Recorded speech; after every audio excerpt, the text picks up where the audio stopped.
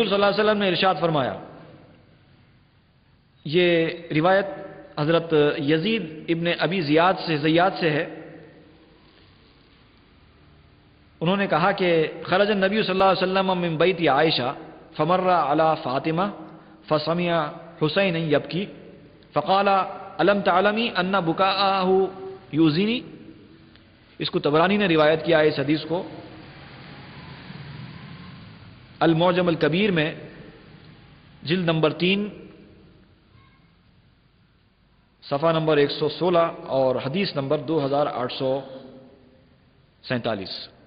اس حدیث میں حضرت یزید بن ابی زیاد روایت کرتے ہیں کہ حضور صلی اللہ علیہ وسلم نے ایک مرتبہ حضرت کے عائشہ کے گھر سے باہر تشریف لا رہے تھے۔ حضور ایک مرتبہ حضرت عائشہ کے گھر سے باہر تشریف لائے اور باہر تشریف لا کر سیدہ فاطمہ رضی اللہ تعالیٰ عنہا کے گھر کے پاس سے گزر رہے تھے تو حضرت حسین کو روتے ہوئے سنا۔ اب گھر کے بازو سے گزر رہے ہیں تو اندر سے حسین کے رونے کی آواز آئی حضور صلی اللہ علیہ وسلم کو۔ جیسے ہی کان میں آپ کی آواز پہنچی آپ اندر داخل ہو گئے۔ آپ نے فرمایا حضرت فاطمہ سے کہ فاطمہ کیا تجھے معلوم نہیں کہ اس کا رونا مجھے تکلیف دیتا ہے؟ کیا تمہیں معلوم نہیں کہ اس کا رونا مجھے تکلیف دیتا ہے؟ کیوں روتا ہے؟ اس کو کیوں رلاتے ہو؟ دیکھیے بظاہر یہ حدیث ایسا معلوم ہوتا ہے کہ ایک عام نوعیت کی حدیث ہے۔ ایک نانا کو نواسے کا رونا تکلیف ہی دیتا ہے، یہ عام حدیث کی طرح کی حدیث معلوم ہوتی ہے، لیکن یہ نانا عام ناناؤں کی طرح نانا نہیں ہے، اس لیے یہ حدیث بھی عام حدیث نہیں ہے، یہ روایت بھی عام روایت نہیں ہے۔ یہ صرف نانا نہیں ہے، نبی ہے، اللہ کے رسول ہیں، اور اللہ کے رسول کو جب دل کو تکلیف پہنچتی ہے تو قرآن بتاتا ہے، قرآن کہتا ہے کہ جو کوئی اللہ کے رسول کو تکلیف دیتا ہے جان بوجھ کر تو اس پہ تو لعنت ہوتی ہے۔ اب اس حدیث سے یہ ثابت ہوتا ہے کہ ایک معمولی بچہ جب روتا ہے جو کسی کے تکلیف دینے سے نہیں ہے بلکہ فطری، بچے تو روتے ہی رہتے ہیں، چھوٹی چھوٹی بات پر روتے ہیں، بھوک لگی تو روتے ہیں، پیاس لگی تو روتے ہیں، تو جب اتنے معصوم بچے کے رونے پر نبی کو تکلیف پہنچ رہی ہے تو کربلا کے واقعے میں اتنی زیادہ ظلم و زیادتیاں حضرت حسین کے ساتھ ہو گئیں، کیا نبی کریم صلی اللہ علیہ وسلم کو اس واقعے سے تکلیف نہیں پہنچی؟ اسی مفہوم کو میں نے ایک شعر میں بیان کیا ہے، من یوزی قلب نبینا لا یغفر اللہ لہ کلا وان هو ساجد کلا وان هو راکع۔ جو نبی کے دل کو تکلیف پہنچاتا ہے اللہ تعالیٰ اس کو کبھی معاف نہیں کرتا، کبھی اس کی بخشش نہیں ہوتی، چاہے وہ کتنے ہی سجدے کرنے والا کیوں نہ ہو، چاہے وہ کتنے ہی رکوع کرنے والا کیوں نہ ہو، نبی کے دل کو تکلیف پہنچانے والے کی کوئی بخشش نہیں ہے، وہاں تو صرف لعنت ہی لعنت ہے۔ اتنا بڑا واقعہ کربلا کا پیش آیا، پورے خانوادے رسالت کو تکلیف پہنچائی گئی، اور پھر اس کے بعد یہ بدبخت لوگ کل قیامت میں کون سی بخشش کی تمنا کریں گے؟ ایک روایت میں حضرت ابو ہریرہ فرماتے ہیں، میں گواہی دیتا ہوں، گواہی دیتے ہوئے فرما رہے ہیں، شہادت دیتے ہوئے فرما رہے ہیں کہ ہم حضور نبی اکرم صلی اللہ علیہ وسلم کے ساتھ سفر میں نکلے، ابھی ہم راستے میں ہی تھے کہ آپ نے حسن اور حسین کی آواز سنی، دونوں رو رہے تھے اور دونوں اپنی والدہ ماجدہ کے پاس ہی تھے، بس آپ ان کے پاس تیزی سے پہنچے۔ حضرت ابو ہریرہ کہتے ہیں کہ میں نے آپ کو سیدہ فاطمہ سے یہ فرماتے سنا ہے کہ میرے بیٹوں کو کیا ہوا؟ سیدہ فاطمہ نے عرض کیا انہیں سخت پیاس لگی ہے۔ دیکھیے وہ پیاس کا مرحلہ تو بہت بعد میں آنے والا تھا، بچپن میں بچپن کی پیاس کا ایک منظر دکھا دیا گیا۔ حضرت حسین کو پیاس لگی ہے، بچپن ہے، چھوٹا معصومیت ہے، پیاس لگی ہے، پیاس کی وجہ سے وہ رو رہے ہیں۔ حضور صلی اللہ علیہ وسلم دوڑ کر آ رہے ہیں اور پوچھ رہے ہیں کیوں رو رہے ہیں؟ بتایا جا رہا ہے کہ ان کو پیاس لگی ہے۔ تو اب کیا ہوا؟ حضور صلی اللہ علیہ وسلم خود پانی لینے کے لیے مشکیزے کی طرف بڑھے، خود آگے بڑھتے ہیں پانی لینے کے لیے۔ اور ان دنوں حدیث میں آتا ہے کہ پانی کی قلت تھی، پانی کی شدید قلت تھی، اور لوگوں کو پانی کی شدید ضرورت تھی۔ ایسا وقت تھا، وہ خطرے کے لیے لوگ تلاش کر رہے تھے پانی پانی۔ اب ان حالات میں بچوں کو پیاس لگی ہے اور رو رہے ہیں۔ حضور صلی اللہ علیہ وسلم نے لوگوں کو آواز دی، جب مشکیزے میں پانی نہیں تھا، حضور نے لوگوں کو آواز دی، کیا کسی کے پاس پانی ہے؟ ذرا دیکھنے کی بات ہے کہ وہ نبی جس کے معجزات میں آتا ہے کہ آپ حضور صلی اللہ علیہ وسلم کسی برتن میں ہاتھ ڈالتے ہیں تو برتن میں سے پانی ابلنا شروع ہو جاتا ہے، وہ نبی لوگوں سے پکار رہا ہے کسی کے پاس پانی ہے؟ کربلا کے واقعے کو پیش نظر رکھ کر یہ حدیث کا مطالعہ کیجئے۔ وہ نبی لوگوں سے پوچھ رہا ہے کسی کے پاس پانی ہے؟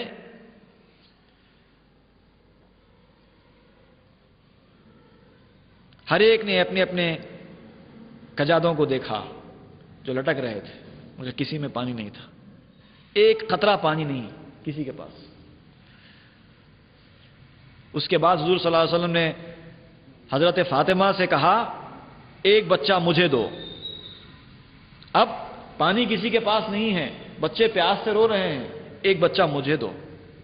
انہوں نے آپ کو ایک صاحبزادے حوالے کیے، تو آپ نے ان کو پکڑ کر اپنے سینے سے لگا لیا، مگر اس کے باوجود بھی وہ سخت پیاس کی وجہ سے رو رہے تھے، خاموش نہیں ہو رہے تھے۔ آپ نے ان کے منہ میں اپنی زبان مبارک ڈال دی، اور پھر وہ حضور صلی اللہ علیہ وسلم کی زبان مبارک کو چوسنے لگے، یہاں تک کہ اب نبی کی زبان ہے، کوئی معمولی چیز تھوڑی ہے۔ تھوڑی دیر میں آپ کی پیاس بجھ گئی، سکون حاصل ہو گیا۔ اور روایت کرنے والے حضرت ابو ہریرہ فرماتے ہیں کہ اس کے بعد میں کافی دیر تک وہاں پر ٹھہرا رہا، لیکن پھر اس بچے کی پیاس کی وجہ سے رونے کی آواز ہی نہیں آئی۔ اور پھر دوسرے صاحبزادے کو طلب کیا حضور صلی اللہ علیہ وسلم نے،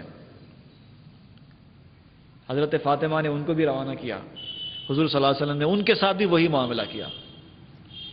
اس کے بعد پھر ان کو بھی افاقہ ہو گیا۔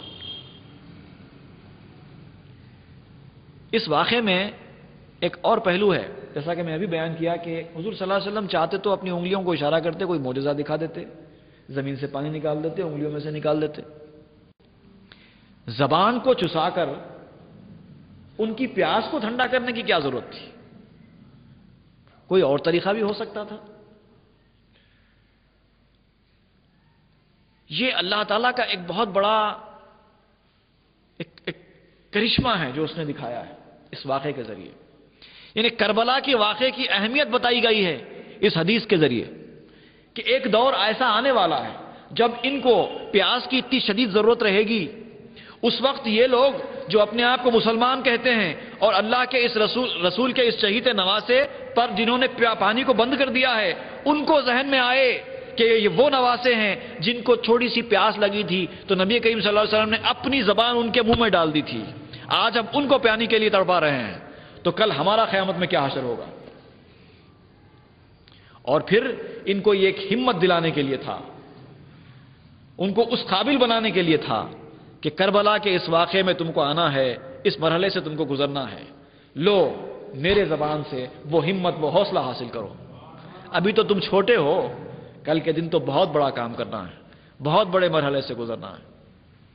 یہ تیاری کرائی گئی، ایک بڑے واقعے کی تیاری کرائی گئی۔ اور ایک یہ جو روایت میں نے ابھی بیان کی ہے یہ بھی طبرانی شریف کی روایت ہے، اس کو امام طبرانی نے المعجم الکبیر میں روایت کیا، جلد نمبر 3 صفحہ نمبر 50 اور حدیث نمبر ہے 2656۔ اس کے بعد ایک اور حدیث میں بیان کر رہا ہوں، حضرت ابو ہریرہ سے روایت ہے، وہ فرماتے ہیں کہ ایک دفعہ حضور نبی کریم صلی اللہ علیہ وسلم سیدہ فاطمہ کے گھر کے سامنے رکے تو آپ نے سیدہ فاطمہ الزہرا کو سلام کیا. اتنے میں حسنین کریمین ان دونوں شہزادے میں سے ایک شہزادہ گھر سے باہر آیا. حضور نبی کریم صلی اللہ علیہ وسلم نے ان سے فرمایا کہ اے باپ کے کندھے پر سوار ہو جا، اپنے باپ کے کندھے پر سوار ہو جا. یہ نہیں فرمایا اپنے نانا کے کندھے پر سوار ہو جا، فرمایا اپنے باپ کے کندھے پر سوار ہو جا، تو میری آنکھ کا تارا ہے. حضور نبی کریم صلی اللہ علیہ وسلم نے انہیں ہاتھ سے پکڑا، پھر وہ حضور نبی کریم صلی اللہ علیہ وسلم کے دوش مبارک پر سوار ہو گئے، پیٹھ پر بیٹھ گئے. پھر دوسرا شہزادہ حضور کی طرف تکتا ہوا باہر آیا تو آپ نے ان سے بھی فرمایا خوش آمدید، اپنے باپ کے کندھے پر سوار ہو جا، تو میری آنکھ کا تارا ہے. اور پھر وہ بھی حضور صلی اللہ علیہ وسلم کے کندھے پر سوار ہو گئے. ان تمام روایتوں سے ہم کو یہ بات بخوبی اندازہ ہوتی ہے کہ حضور اکرم صلی اللہ علیہ وسلم اپنے ان چہیتے نواسوں کو کس قدر محبت رکھا کرتے تھے. اور یہ محبت کے سلسلے میں ایک بیسک اصول ہے، ایک بیسک اصول ہے. میتھمیٹکس کا ایک قاعدہ ہے، plus into plus plus, minus into minus plus. یہ قاعدہ ہے. مائنس انٹو پلس مائنس ہو جاتا ہے، پھر پلس انٹو مائنس مائنس ہو جاتا ہے. یہ میتھمیٹکس کا قاعدہ ہے. اب یہاں پر بھی آپ دوستی اور دشمنی کو بٹھا کر دیکھیے. دوستی کو پلس مان لیجئے، دشمنی کو مائنس مان لیجئے. دوست کا دوست دوست ہوتا ہے، دشمن کا دشمن دوست ہوتا ہے. Minus into minus plus. اور دوست کا دشمن دشمن ہوتا ہے، دشمن کا دوست دشمن ہوتا ہے. جس جگہ پلس ہے وہاں پر دوست لگا دیجئے، جس جگہ مائنس ہے وہاں پر دشمن لگا دیجئے. جو میتھمیٹکس کا جو قاعدہ ہے پورا قاعدہ یہاں پر فٹ ہوگا. تو آپ کا جو دشمن ہے اس کا دوست بھی آپ کا دشمن ہے، آپ کا جو دوست ہے اس کا دوست بھی آپ کا دوست ہے. اسی کو کہتے ہیں دوستی. دوستی سے مراد یہاں پر محبت، ورنہ یہ ہماری آپ کی دوستی نہیں خالی چائے کھانے تک محدود. اس کے بعد گھر کو گئے بعد آپ نہ ان کے دوست نہ انہوں ان کے دوست، اس کو دوستی نہیں بولتے. دوستی سے مراد یہاں پر محبت ہے، دل سے جب محبت کرتے ہیں آپ کسی سے. اور یہ جو دل کی محبت ہوتی ہے یہ کسی عمر وغیرہ کی بھی محتاج نہیں ہوتی، اس کا تعلق صرف دل سے ہے. تو یہ جو اصول ہے اس اصول کے مطابق یہ بیان کر دیا گیا کہ میں ان دونوں سے اتنی محبت رکھتا ہوں. اب اس قاعدے کے لحاظ سے تم اپنے آپ کو دیکھ لو کہ تمہارے دل میں ان کی محبت ہے کہ نہیں. اگر ہے تو پھر تم میری محبت میں ہو، اور اگر نہیں ہے تو پھر میرے ساتھ تمہاری محبت کا دعویٰ جھوٹا ہے. اور اس کی مزید صراحت حدیث شریف میں کی گئی ہے. یہ حاکم کی حدیث ہے جو انہوں نے مستدرک میں بیان کی ہے، جلد نمبر 3 صفحہ نمبر 181، حدیث نمبر ہے 4776. اس میں حضرت